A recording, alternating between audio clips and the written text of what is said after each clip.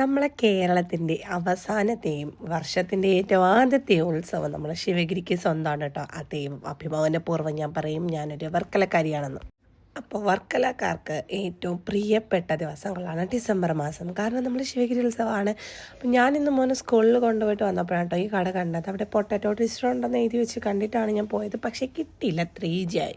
പിന്നെ പാനിപൂരിയെങ്കിലും മേടിച്ച് വിഷമം കളയാമെന്ന് വിചാരിച്ചപ്പോൾ അതതിൻ്റെ അപ്പുറത്തെ പണിയായിരുന്നു കേട്ടോ. ബാക്കിക്ക് കൊള്ളത്തില്ലായിരുന്നു.